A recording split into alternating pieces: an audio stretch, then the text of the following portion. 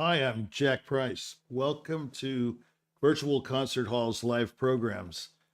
Thank you for joining us today. Our channel is dedicated to bringing live performances, shows, events, and all kinds of other things from international stages and artists delivered to audiences around the globe.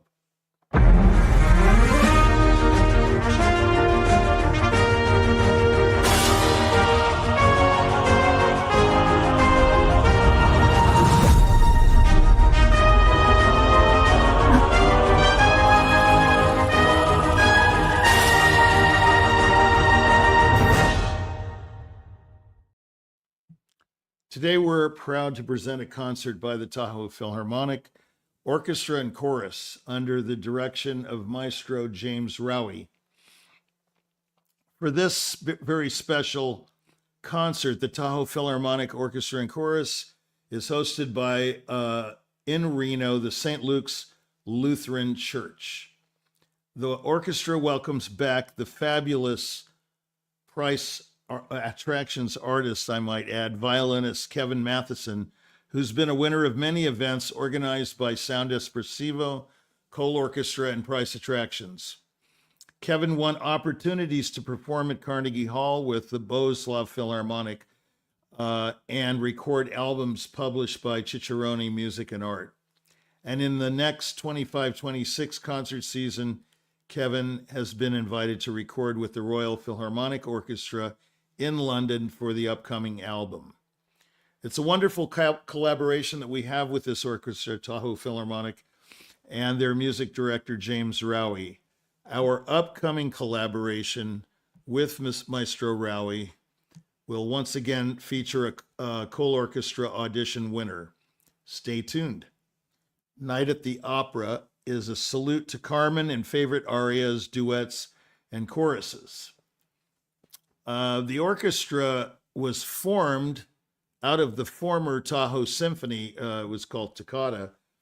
I'm not really sure. I haven't done my research lately. I'm not sure what Toccata means. It's something to do with the corporate nonprofit name anyway before. And this orchestra was going for about 20 years. They had soirees and all kinds of different things, fundraisers for the orchestra. That's how they kept it alive. And now it's morphed into the Tahoe Philharmonic Chorus and Orchestra, or I should say Tahoe Philharmonic and Chorus. That's basically the background on this, this group that's made up of local people in Tahoe, Reno, and the outlying areas, possibly Folsom and Sacramento, who knows, but quite a few people from the Northern California and Reno area. Today's program opens with the overture to the Suite for Orchestra number 3 in D major. It's an interesting piece because the air on a G string that's quite famous from this particular work became world famous in the 19th century when violinist August Wilhelms arranged it for solo strings or solo violin and strings, transposing it so it could be played entirely on the G string, hence the name Air on the G string. Bach's orchestral suites reflect the cosmopolitan nature of Baroque music, blending French elegance, Italian vitality, and German counterpoint. That's quite a combination. The instrumentation includes trumpets and timpani, giving the suite a regal and festive character, especially in the beginning of the piece. That's basically all I have to say about the orchestral suite by Bach and the Air on a G string, or on the G string. Then they're going to perform after that Symphony number 1 in C major by Beethoven, which is a very interesting piece. It's sort of like the perfect classical symphony. It's not, it's not too long, it's not too short. It opens with a surprise, though, a dissonant chord progression that delays the arrival of the tonic key C major, which was a pretty bold move that hinted towards Beethoven's sort of subito, sudden changes type of brand. Beethoven's counterpoint was not the greatest, and he wasn't absolutely the greatest lyricist. I mean, maybe that goes to Schubert, but he was a master of the sudden change, the sudden shift in harmonic progression and rhythm, harmonic rhythm and tension.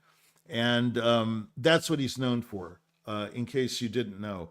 He is quite innovative in that way. And this dissonant beginning sort of, I would say, foretells his future forays into the woods with this sudden shift in dynamics and counterpoint, even though we just discussed that before, was not. He tends to go to harmonies very quickly, like sudden shifts, instead of using passing tones like Mozart, where he just meanders around all over the place incredibly elegantly and then arrives at the tonic or whatever, or the subdominant. Here he just shifts to these chords. Like in the opening of the fourth piano concerto, it's very evident he has no problem with going from G major to D major and then back to G major and then all kinds of other stuff that I can't think of right now. But anyway, it's a very subtle technique of his. And this symphony is sometimes described as Beethoven's most classical symphony, but it still contains, I should say, subtle disruptions of form and expectation that were revolutionary at the time, even though it's a very early opus. And I don't know, it obviously is earlier than Opus 15, the first piano concerto. I can't remember what the opus is because I guess I didn't do enough research. Beethoven was just 29 when he completed it, and he conducted the premiere himself. The work was dedicated to Baron Gottfried van Swieten, a diplomat. So there we have the opening pieces for the first half of the concert, and we're still waiting for the concert master or mistress to walk on and Maestro Rawie to take the podium. And we'll probably have a few comments by Maestro Rawie. He's famous for his little shtick at the beginning of the concert, in the middle of the concert, and at the end of the concert. He's good at it too, so it'll be very entertaining. While we're waiting for that, I wanted to say that everybody here at Cole Orchestra and Sound Espressivo and Price Attractions is very happy to announce next season's Carnegie Hall series. There'll be, I believe, 6 or 7 like this past year. These are accomplished through auditions to play either solo works in a gala sort of format rather than a strict classical, sonatas and overtures and concertos and symphonies.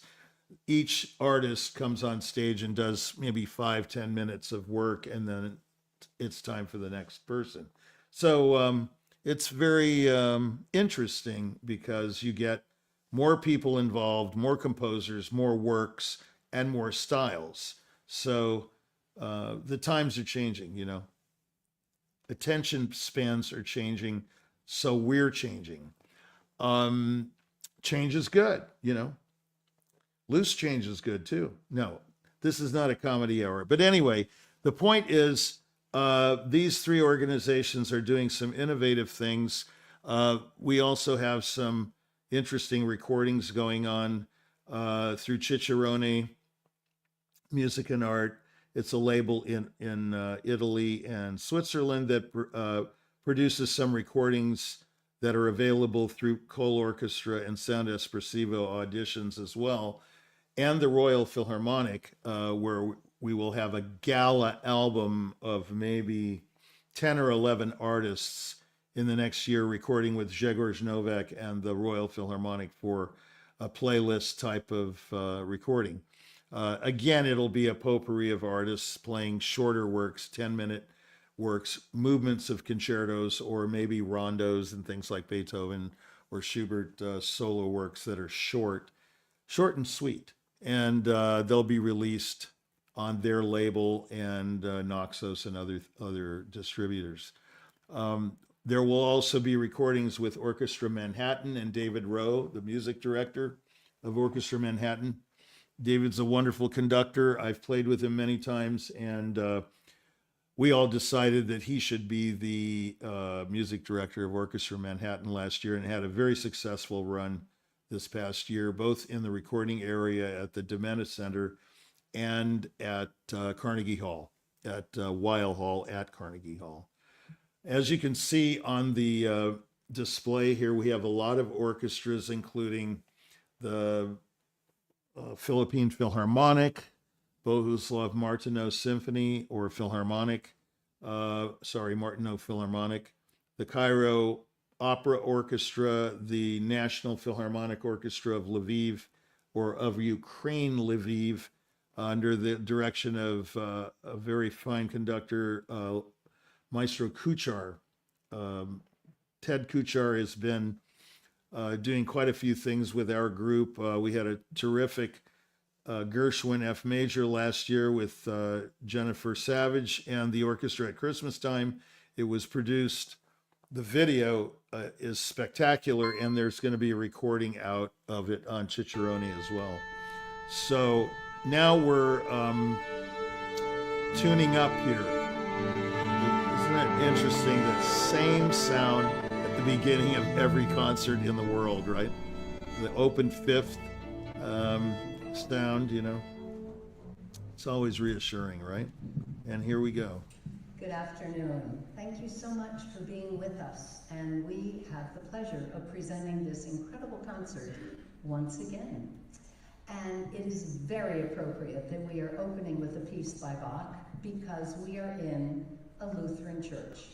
And he was the quintessential composer for the Lutheran church. So thank you, St. Luke's, for allowing us to be here today.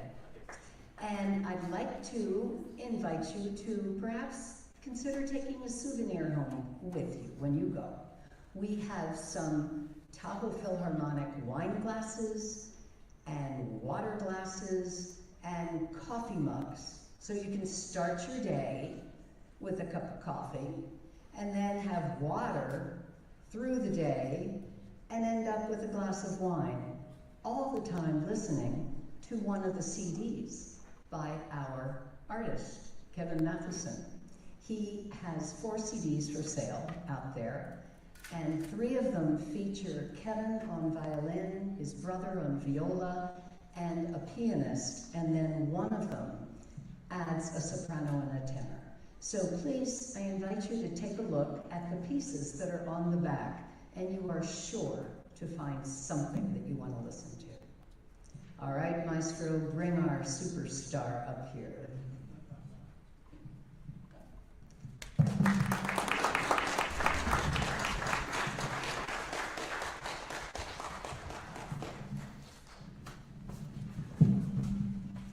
Why Bach when we're in a classics concert? Well, to be honest, Bach didn't know he was a Baroque artist when he was writing his pieces. It's musicologists in the last 50, 60, 100 years that have decided Bach was the Baroque, because Mozart, Haydn, and Beethoven are the classical composers.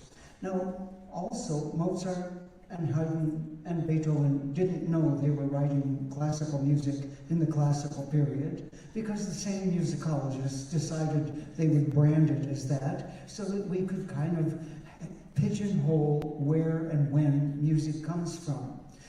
But Bach is not just a Baroque composer. Bach is the composer, and the piece we're going to play for you tonight is Bach looking forward. Now, suites for orchestra take the place of symphonies, because symphony hasn't been invented yet. Symphonies get invented with Haydn and Mozart. Bach doesn't have that kind of thing yet, because it hasn't been conceived. But symphony, as Bach writes it, is just sort of the beginning of a big piece. And the Suite for Orchestra number 3 of all 4 suites that Bach puts together are followed by dance movements, bourrée and gigue and sarabande. That's what music kind of was at that time. Of course, they had lutenists who were playing in the street and doing madrigals, but Bach is looking ahead. Bach wants bigger ensemble and bigger pieces. And even though the pieces are dance pieces that follow this, not even 40 years later, Haydn and Mozart are to write 4-movement symphonies in sonata form. But that's to come a little bit later in the discussion. For right now, you're going to have Bach open this concert, very appropriately, the quintessential composer of the Lutheran Church. And this does not have the style of symphony form yet. This is still French overture. So all of you have been to our concerts where we do Messiah. The opening of Messiah is slow, and then fast, and then kind of slow. And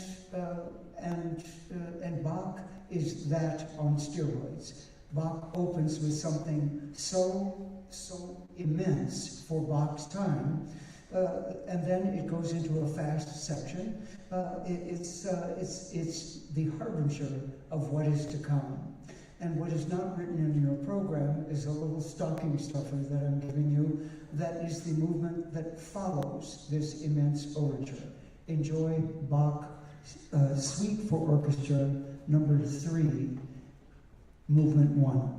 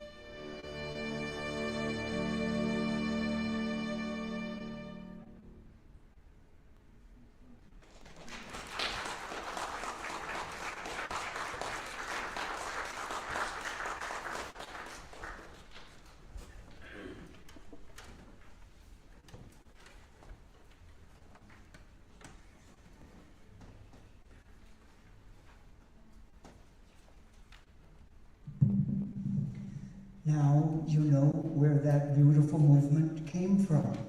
Bach wrote it, and even though you've heard it in every wedding you ever went to, or every elevator you ever rode in, unfortunately, that what wonderful piece is the slow movement after Bach's big orchestral opening, his symphony.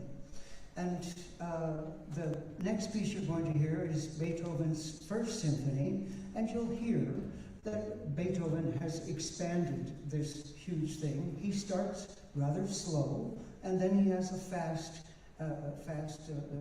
action after the slow opening.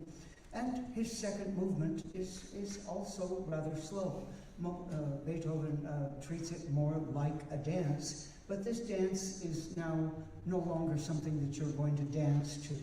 And at the time Beethoven writes it, 1800, we have to remember this is only 50 years after Bach writes this tremendous piece, way ahead of his time for, if you think about his music just 30 years earlier. So music is really developing through Bach, and Mozart and Haydn, as I said, codified the symphonic form with 4 movements.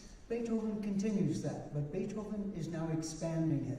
And even in his first symphony, that it comes to us in 1800, this symphony, you can tell, Beethoven is headed for something very different than what he inherits from Mozart and Haydn. A beautiful, beautiful first symphony for a young composer.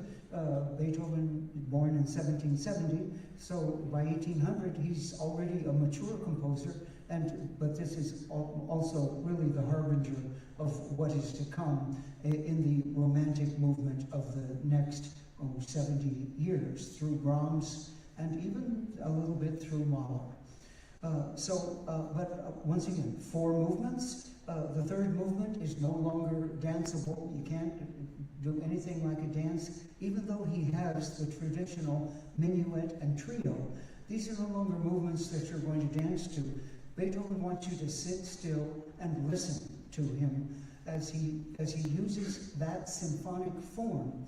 But it's no longer, it's so big and it's so developed, he's left the classical period actually behind, even though we tag him as a classical composer. Why do we do that? Because he stays absolutely committed to the sonata form. And the sonata form is a statement, a melody, and then he repeats that melody, he develops that melody, and then he brings it back. A, A, B, A. And believe it or not, that is the form of almost every pop tune that you hear today if you subject yourselves to popular music these days. And most of that music we don't care to remember unless it was written by the Beatles, and then it's okay, because Beatles is classical music now. But the AAB form, Mozart, Haydn, and Beethoven codified for us, and it becomes our song form. I'll teach you that if you bring me a good bottle of Pinot Noir. So enjoy Beethoven's First Symphony, and if you enjoy our music, we're going to play this once again on Sunday in Reno Christian Fellowship Church.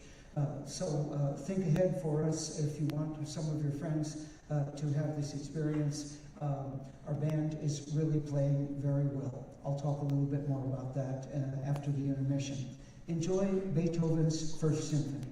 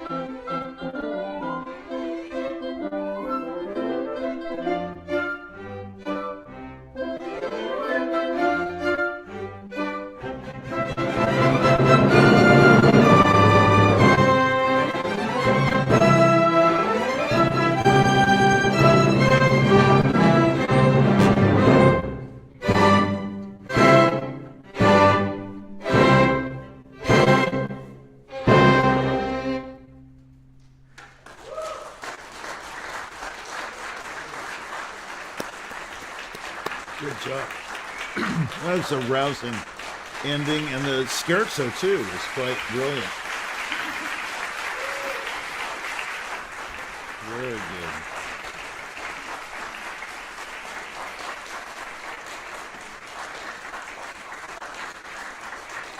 That no one thought there was an orchestra in Tahoe. Actually, now there are three.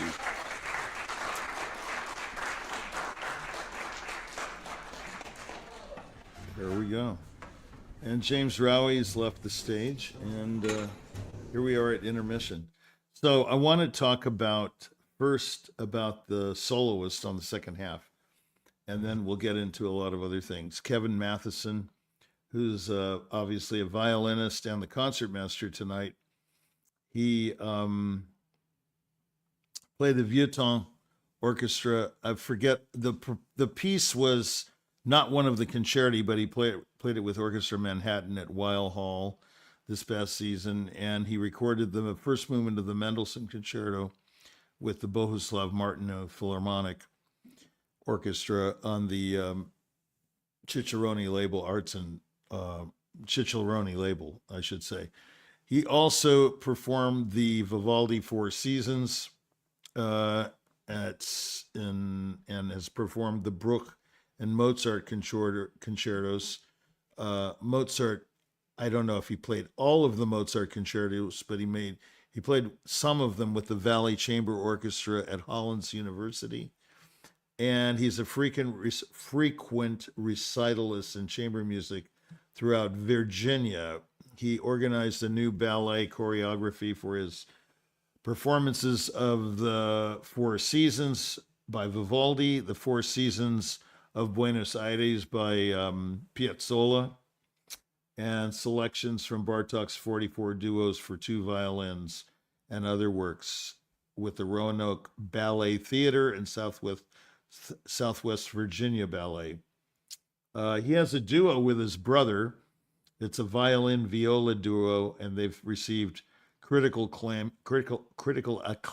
at Carnegie Weill Hall when they did their debut as part of the IBLA Grand Prize Competition Winners Tour. And they're really quite good together. Very unusual violin and viola duo. I'd like to hear them play the Sinfonia Concertante by Mozart. That would be great. Maybe they'll do that next summer here at Tahoe. Anyway, that's a little bit about Kevin. He'll be playing Beethoven's Violin Concerto in a few moments. A little bit about that concerto. That's one of my absolute favorite pieces. A few fun facts about it, and then we'll get into the piece itself. It opens with this very unconventional timpani solo, 5 soft timpani strokes, and it's actually nicknamed sometimes the concerto with the drum beats, which actually I've never heard that referred to that this concerto as that, but it's like the triangle concerto. Does everybody know which one that is? That's the third movement. Well, it is the Liszt first piano concerto. Everybody refers to it as the triangle concerto, which is kind of derogatory, but it opens with that bump, ba-da-da-dum, it's kind of an interesting movement. It's beautiful, actually. Sort of a fufale type feeling to it. Anyway, so that's the triangle concerto. I guess it's similar to the drum beat concerto that Beethoven wrote, and we will hear it in the second half. He also, unfortunately, arranged this concerto for piano and orchestra, I guess to show off his virtuosity in cadential writing. He wrote cadenzas that reflected his improvisational style. We all know how his cadenzas for his 5 piano concertos are quite amazing, but this concerto really should be played on the violin. It reminds me of a recording by Peter Serkin, I think with the Boston Symphony, doing the violin concerto on the piano. I don't see how it could be thought of as successful simply because of the texture in the violin part is so, linear and thin. what you add in the piano doesn't match the beauty of the violin against the orchestra, I don't believe. This first movement is almost 25 minutes long, depending on who's playing it, making one of the most expansive in the entire violin concerto repertoire. That's a very long movement. Even the Brahms concertos, the piano concertos, I believe the first movements are about 20 minutes. But this is a very expansive work, and there's a lot of development in the work, which is also unusual for a classical concerto, meaning the exposition, development, and recapitulation, the development area is quite extensive. And it was revived in the 1800s by many, many violinists, and that sort of cemented Beethoven's reputation, not just as a symphonist or as a chamber composer, but as a master of the concerto form, which he was. It's hard to imagine a more perfect concerto, say, than the first piano concerto. All of them are so good. Number 2, number 3 is exceptional. 4 is a departure, and 5, well, the Emperor, shall we say, plays itself. This concerto, unfortunately, does not play itself. You need a very, very superb violinist to play the Beethoven concerto. I remember the first time I heard it was with Eric Friedman and the Phoenix Symphony. It was absolutely spectacular. The Friedman was Heifetz's most famous student, and he played it with lots of majesty. I remember I was very young when I heard it. It was my first experience with the concerto. It opens with an unusual part. You might find it odd. It's sort of like the opening of the Fifth Symphony. Everybody thinks that's a triplet at the beginning, ba-ba-ba-bum. It's actually not. It's a duplet, it's in 4/4 time basically, and it's ba-ba-ba-bum. So the second note should be accented to give you the feeling of duplets rather than triplets. So I have yet to hear a conductor pull that off. Although I know a violinist who transcribed it for solo violin who pulls it off. So, it's quite difficult. In the beginning of this concerto, you're not sure exactly where the beat is because of these descending broken thirds. We'll see tonight if you can follow it. But it's very difficult to follow with this opening sort of a arioso,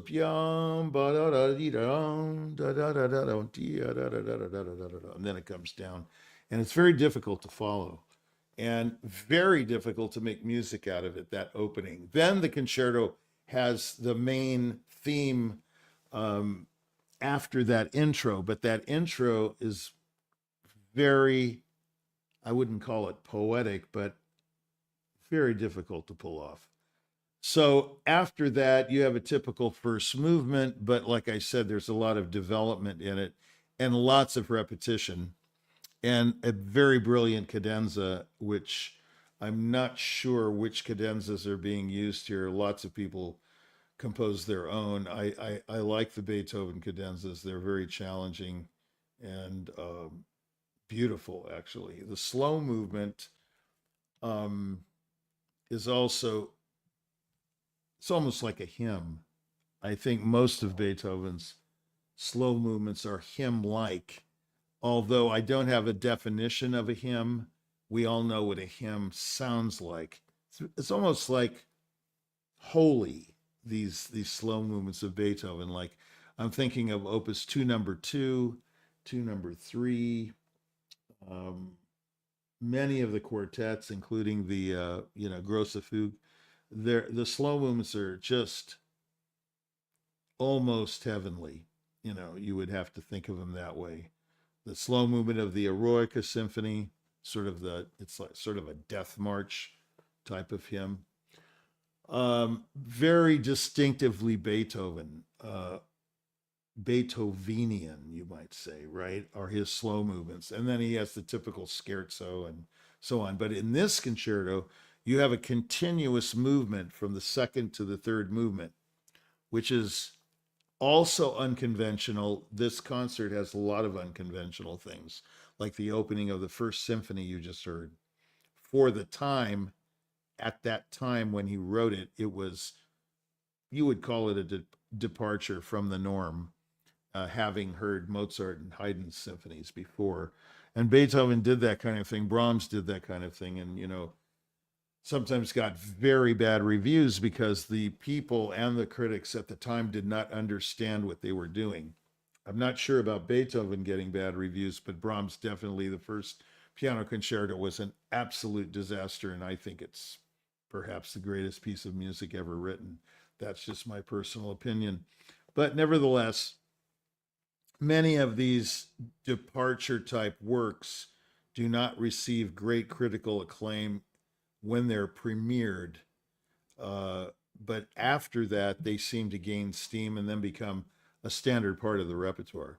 So that's sort of like a little synopsis of what we're going to hear. And the last movement of the concerto is a typical rondo, the violin concerto I speak of. And you'll notice the theme of the last movement is very peculiar. It has to be played just so. We'll find out if Mr. Matheson does it like that. It's quite difficult also.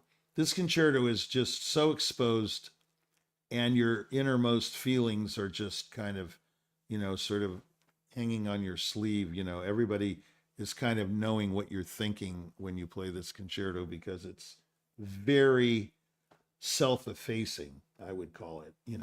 You're just exposing yourself totally. Then there's a really beautiful development in the last movement with the oboes and the solo violin that departs from the main theme. It's sort of like a second theme, like in the third piano concerto. You have an A flat departure from the C minor. It goes off, and most people play it a little slower to discern it from the outer two parts of the movement. That is the Beethoven third. This solo in the middle, I believe it's in G minor. I'm not sure. I can't remember. But it's absolutely one of the most touching moments in all of music, basically because of the harmonic progressions and the way he works the bassoon and the violin solo is absolutely extraordinary. It's like a little duet, you might call it. And then it ends with this rousing ending that also is a departure. It seems like the whole concerto just falls apart at the end, and all of a sudden he just takes off with the violin, and it ends very victoriously. Well, here we are. We're back. Enough said about tours to Europe through the years. Every other year we go. We've been to Italy and Slovakia and Hungary. We've been to France and Spain. We've been to Greece. We've gotten to sing in Sagrada Familia and St. Mark's. That's a pretty wonderful experience. So if you would like to join us in Croatia, please let us know. There's a phone number there. We take about 30 singers and players, and then the rest of you we call happy clappers, because that's what you do. So let us know if you'd like to join us. And now we have our fabulous soloist, Kevin Matheson. Please welcome him.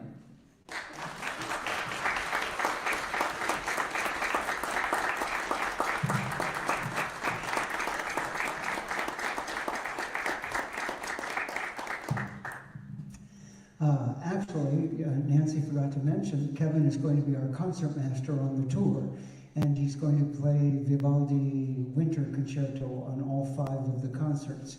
And we don't build those kinds of buildings very often in America, but 500 years ago, they built these huge stone, fantastic cathedrals.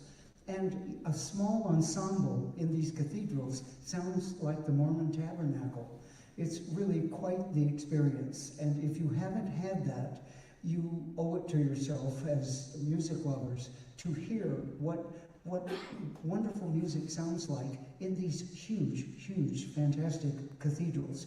Now, they are a little cold and sometimes a little clammy, but they're still wonderful to perform in, and so that's one of the reasons we go.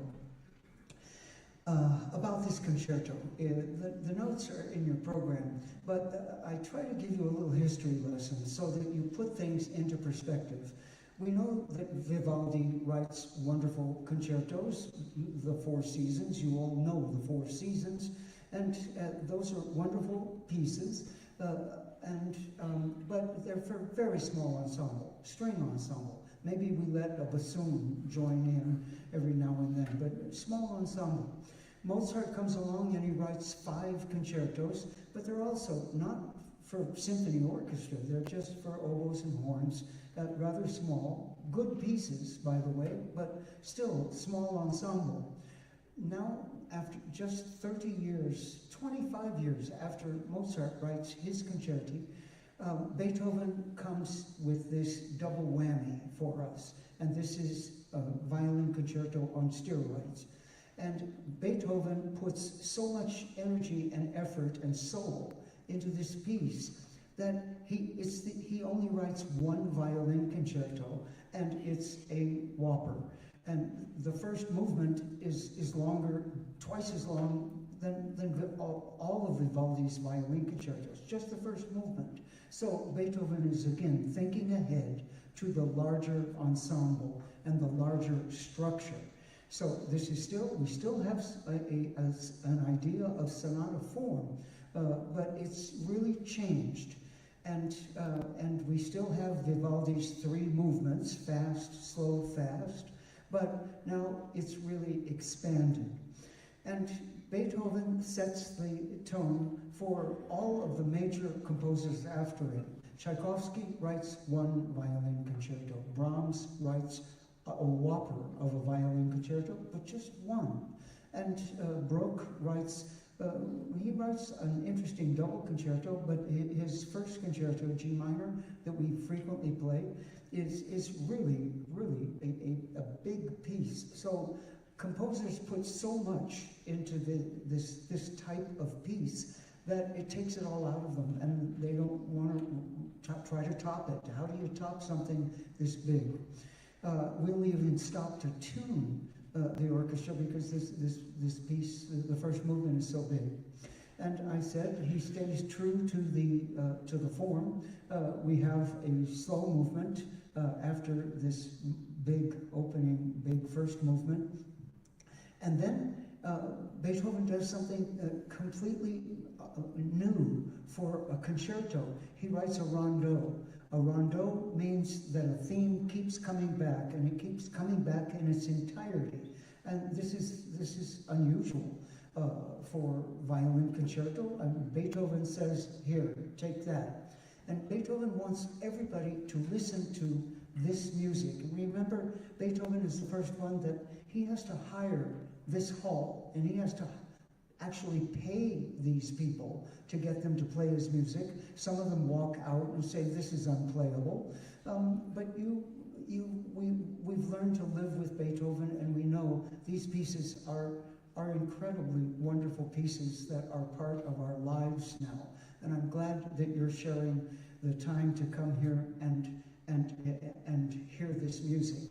Please tell your friends about us. We're going to be doing this concert on Sunday, Reno Christian Fellowship, and then we take a break, and then we're going to do some wonderful concerts in July, our patriotic series, and at the end of July, something new for us. We've never played what we call, we want you to join NATO. What do I mean by that unusual phrase? NATO stands for Nights at Tahoe Opera.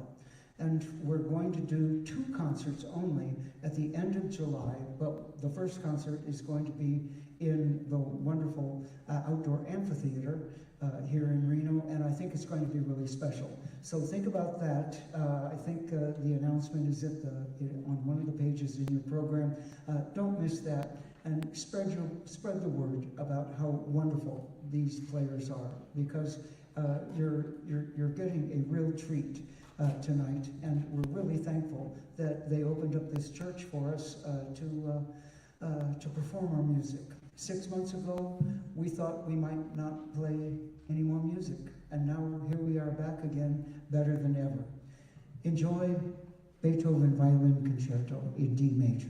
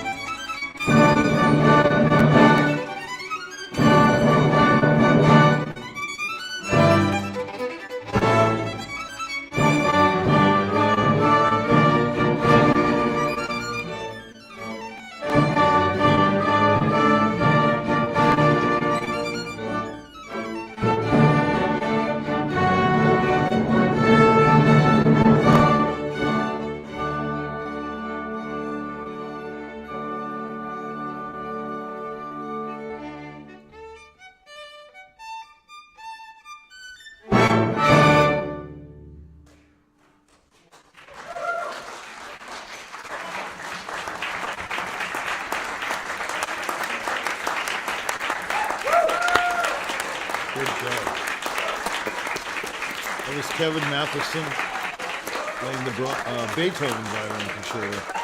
Getting late over here. Very good.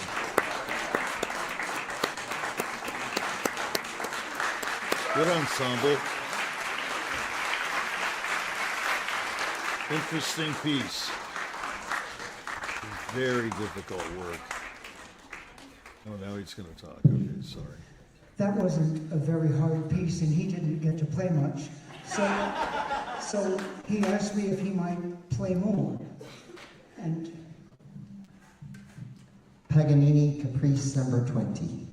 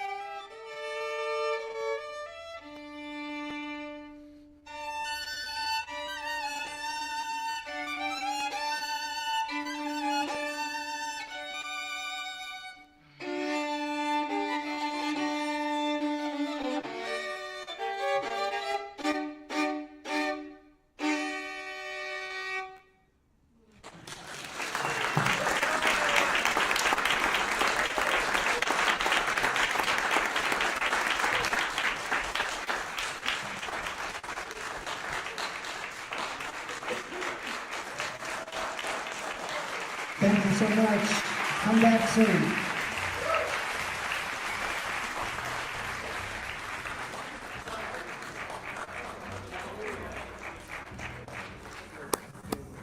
Great job. That was Kevin Matheson playing the Beethoven Violin Concerto and the very difficult 20th Caprice. I remember hearing Rabin play that and Shlomo Mintz. It's a hard piece. Did it very well. So, great performance. We need to get a few things in here and then we'll say goodnight. First thing is the Carnegie auditions. We have Carnegie auditions to play solo works at Carnegie Hall, 5, 10, 15 minutes sometimes, and they are held during the year at various times. You can check priceattractions.com and also soundespressivocompetitions.com for all the details. They're usually about 6 weeks apart. And that's to play at Carnegie Hall, either with Orchestra Manhattan or solos with either piano or not with piano, solo violin, like you just heard, anything really, including compositions. The second thing I wanted to talk about were the Cole Orchestra auditions, and those are for performances with world orchestras. These are auditions that are held also on alternate 6 weeks, basically throughout the year. And you can audition with one movement of a concerto or all movements of the concerto, or not even a concerto. You could play a solo piece and still win a spot in the auditions to play with some of these world orchestras that you're seeing right now, from Philippines to Lviv to Prague. Here we have the Slovak Symphonietta and also the Orchestra of the Kolarek. He also conducts that, Mr. Dokhnani. Paducah Symphony, Butler Philharmonic, Boulder Symphony, and many more. Western New York Chamber Orchestra, or New York Western Chamber Orchestra. I forget the exact title. It's in White Plains or somewhere upstate. I think it's in New Paltz, New York, right. I should know that place. There we go, Western New York Chamber Orchestra. And these are worldwide orchestral auditions. And we also at Price Attractions have some auditions going on with our Price tours. We probably won't get a visual on that, but we just started touring the Budapest Philharmonic and the Lviv Orchestra, and we'll be doing the Vienna Festival Orchestra and the Dublin Philharmonic in 27, 28. The other two orchestras I just mentioned, we'll be touring them in the States in 26, 27.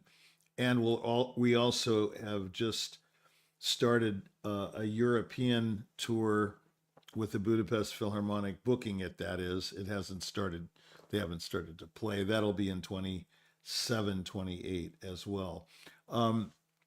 The other things I wanted to get in, since there was so much Beethoven tonight, we have the Magnificent Nine. I think that's the name of it. Don't shoot me, director. Yes, I was right. Beethoven Symphonies. This is an unbelievable series, hosted by, it was put on by the Architects of Music, and it's very well thought out. Great demonstrations at the piano and whatnot, and it was a very big funding for this project, and it's right here on Virtual Concert Halls. So stay tuned for that. It's really an amazing series. Now, I'm trying to think of what else I want to get in. Oh, yes. Okay. The last thing is the Jack Price radio show. Oh, no, that was in another life. Jack Price is right. Well, you can also get the Jack Price radio show on our site under resources. There's about 400 interviews, actually. You might find them interesting, with some big celebrities and development artists as well, lesser known people. Jack Price is Right is a show that Jennifer Savage and I do together, and it's we hit a lot of hard topics, not necessarily musical ones, but we relate them through music and management, and obviously through my eyes, because I was a musician and I am a manager. So it's naturally going to come through the lens or the prism of a person that's done those two things.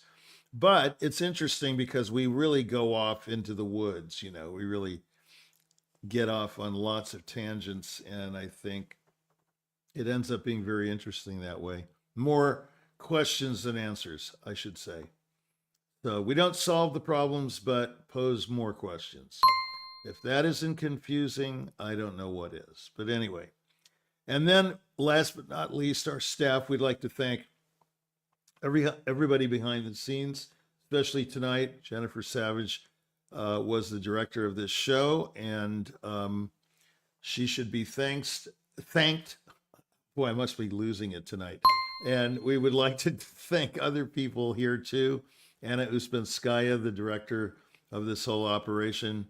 Steve Robinson, James Welch, who's program director, Chris Au, and Igor Zubkovsky,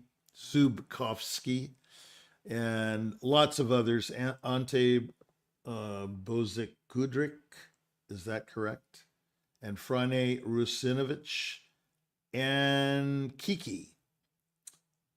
Forgot his last name. And I want to thank all of our platforms that have us on over 50 platforms like YouTube, LinkedIn, Instagram, TikTok, Vimeo, Facebook, all these different places.